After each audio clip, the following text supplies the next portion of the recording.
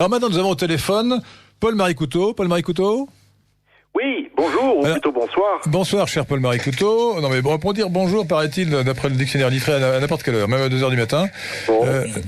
Écoutez, en Charente, où je suis, nous vivons à l'heure du soleil. Il n'est que 17h, il est 5h de l'après-midi. Alors, Paul-Marie Couteau, vous êtes écrivain, essayiste, mais un homme de lettres, et en même temps un homme politique. Vous êtes ancien député européen.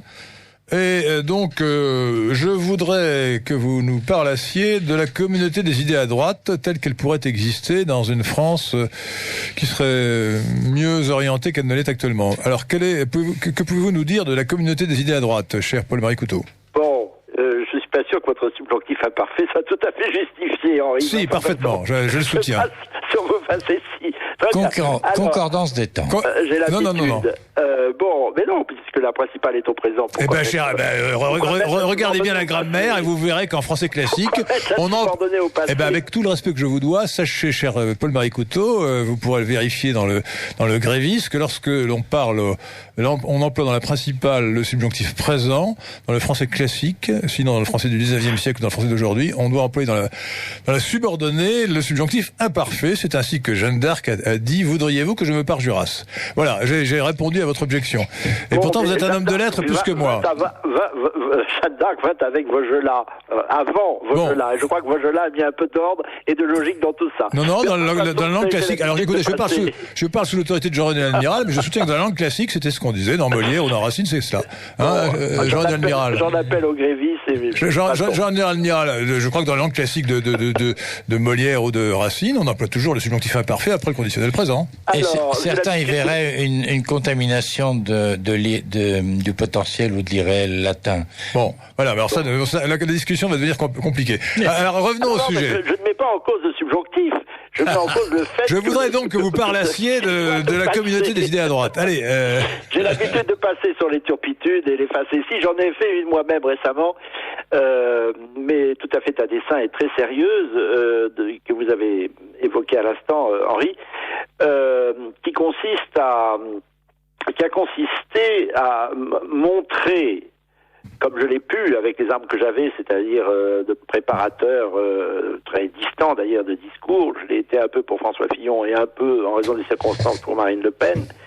Fillon que je soutenais en premier tour.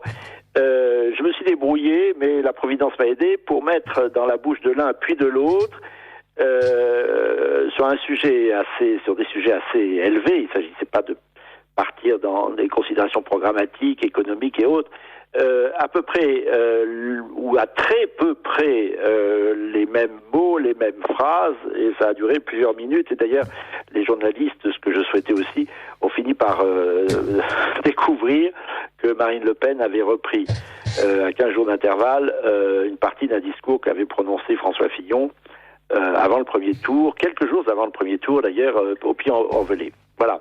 C'est une chose dont je suis heureux de pouvoir m'expliquer. Je l'ai fait ici ou là, mais je suis heureux de le faire aussi à Radio Courtoisie pour donner espoir en ces temps un peu désespérés où l'on voit bien que s'effondrent à peu près tous les appareils de la droite.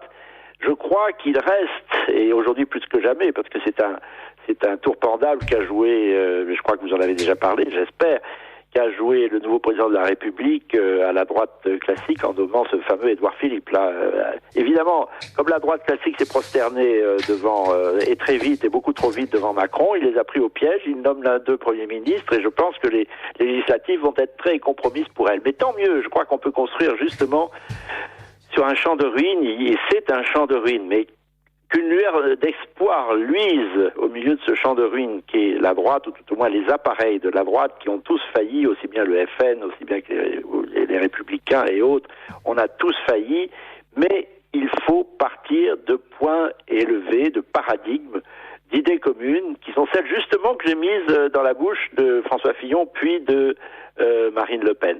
Il s'agissait de rappeler que la France avait des atouts dans le monde, qu'elle avait une dimension ultramarine, qu'elle avait un atout qui était la mer, dont elle possède le deuxième domaine du monde, qu'elle avait également une image dans le monde qu'il ne confondait pas avec l'univers atlantique, c'est-à-dire le tout économique ou le tout fric ni avec le tout religieux, qui est l'autre totalitarisme qui enflamme le monde, qu'elle avait donc une voix tout à fait particulière à défendre dans l'univers, et que de ce point de vue-là, nous avions un point de départ pour réunir,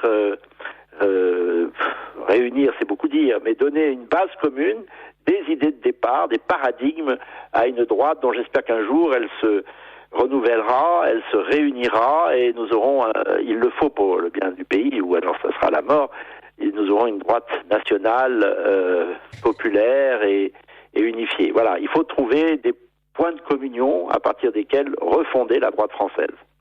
Donc, Paul-Marie Couteau, si je comprends bien, vous avez fait exprès de faire dire d'abord à François Fillon dans son discours du Puy-en-Velay au mois d'avril, puis quelques jours après dans le discours de Villepinte, me semble-t-il. Le discours de Villepinte de Marine Le Pen, des passages entiers qui étaient identiques. Oui. Je les ai entendus moi-même. C'était de très belles volées. Je vous félicite d'ailleurs pour le texte, qui était superbe. Et oui, vous savez, mais je crois qu'on sera d'accord là-dessus. Il faut que les hommes politiques de droite prennent l'habitude de sortir de l'économisme, ô combien délétère, et partent d'une conception haute de la France, de sa mission, de l'idée qu'elle a d'elle-même et qu'elle doit donner aux autres, de ses responsabilités. Je parlais de la mer, de l'outre-mer, de l'Afrique, de la francophonie. Sur ces points-là, on peut assez facilement, je crois, exalter les cœurs. Et les choses ne sont pas exactement passées comme vous venez de le dire à l'instant. La Providence m'a quand même aidé. Il se trouve que je soutenais, comme vous-même d'ailleurs, Henri, à titre personnel. À titre personnel. J'ai soutenu François Fillon avant le premier tour, ouais. François Fillon. Jusqu'au premier tour. Et il faut dire que je le connaissais, et je trouvais que pour une fois nous avions un candidat d'une droite décomplexée, affiché comme tel, et je voyais peut-être les prémices d'une réunion possible tôt ou tard. Mais enfin, ça s'est pas tout à fait passé comme ça pour toutes les raisons que l'on sait, et surtout, je n'ai pas, j'ai toujours pensé que l'on pouvait sauver le soldat Fillon, en lui faisant tenir un verbe qui dépassait un peu les remugles de sa campagne, ou par ailleurs d'un peu programmatique, d'un peu âpre, d'un peu prosaïque même, son programme économique.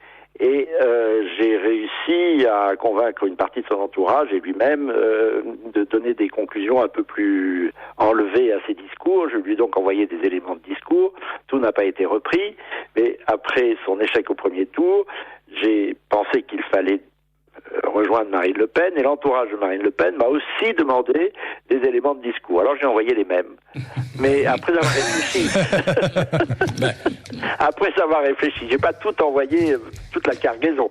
Mais j'ai trouvé des points dont je me disais qu'il serait bon, qu'il serait excellent, alors, se pose la question du subjonctif, là, à nouveau, n'est-ce pas, cher Henri, qu'il rassemblasse, n'est-ce pas, les droites exact. Bravo, oui, vous progressez. Vous voyez, je viens à Canossa, je vous dis ce point. Qu'il réunisse, si vous voulez que je garde ma logique grammaticale, qu'il réunisse les deux parties de la droite. Voilà, je l'ai fait à dessein, consciemment, en me disant, bon, j'en vois pas tout, mais j'en vois certains passages, et c'est là où la Providence m'a aidé, parce que Marine Le Pen, ou tout au moins les personnes près d'elle qui, plus directement que moi, l'ont aidé à préparer le discours, ont repris une partie qui avait déjà été utilisée. Je crois aussi une autre qui n'a pas été décelée par les journalistes, mais je n'ai pas fait encore la géographie de tous ces discours, c'est de toute façon un peu de l'écume des choses. En tous les cas, j'étais pas mécontent que la chose apparaisse au grand jour, parce que je crois qu'elle est pédagogique, je crois que c'est une leçon. C'est un symbole. Pardon ? C'est un symbole, en quelque sorte. C'est un symbole, oui, c'est un symbole. C'est la preuve que nous pouvons réunir ce que les circonstances anciennes et le piège de Mitterrand, parlons de cela, on en a souvent parlé à Radio Courtoisie, il faut sans cesse redire que la division des droites procède en grande partie d'un piège implacable, dont je m'étonne qu'il perdure d'ailleurs, monté dans les années 1980 par François Mitterrand, qui a réussi à faire monter sur la scène, c'est-à-dire passer à la télé à plusieurs reprises, Jean-Marie Le Pen, pour créer une droite dont ensuite il s'est empressé de faire savoir ou de faire croire qu'elle était, plutôt faire croire qu'elle était infréquentable, ce qui a divisé les deux droites en deux partis inconciliables et permis à la gauche d'installer son hégémonie pour la misère du pays que nous voyons, pour le mal du public que nous subissons depuis des décennies. Et je voudrais que la droite sorte du piège de François Mitterrand. Ça, c'est pour moi une obsession. J'avais créé le ciel dans la perspective mais je n'y suis pas arrivé, dans la perspective de créer un pont entre la droite classique. Dieu sait qu'il y a beaucoup de caciques de cette droite classique qui n'ont de droite que le nom. C'est une droite en peau de lapin, mais il y a des électeurs, mais il y a des cadres. Et il y a aussi certains parlementaires qui appartiennent ou qui ressortent, à mon avis, d'une bonne droite. Et qu'il ne faut pas... Qui ressortent ou qui ressortissent, cher Jean-René Almiral? À mon avis, qui ressortissent. Il y a pas qui ressortissent. Parce qu'ils ressortent peut-être, mais il vaudrait mieux qu'ils ressortissent. Ils sont tous... excusez-moi, mais alors là, le sens est différent. Hein. Qui ressortissent, vous avez raison. Ils sont ressortissants, ils ressortent. Qu'ils ressortissent d'ailleurs. Hein. Qu'ils ressortissent une vraie droite. Et qu'en ressortissant, ils ressortent. Alors, je dis ça parce que... En ressortissant, ils ressortent. Nous avons une émission ensuite sur la langue française juste après, donc je préfère prendre les devants. Courtoisie est toujours très vigilant sur la langue. Nous essayons. Quand même, l'idée est de sauver une partie de cette droite classique. Enfin, de sauver. Pour l'instant, ils sont tous perdus. Mais en termes de travailler avec certains et de faire en sorte que le Front National sorte de sa... Vous voyez, je suis toujours dans les sortes et sortant de son ostracisme Merci. congénital. Merci Paul-Marie Couteau. Donc on peut dire que vous avez réussi un joli coup, mais qui est un coup qui a une valeur symbolique importante, parce que vous avez fait comprendre, pour ceux qui veulent savoir, qu'au fond, il y a bien un électorat de droite auquel on peut parler d'une langue commune, quel que soit le parti auquel on appartient, du moment qu'on est à droite. Merci beaucoup. Et qu'on parle de la France, de la patrie. Merci Paul-Marie Couteau. C'est moi qui vous remercie. Bonne soirée à tous. Au revoir. Au revoir.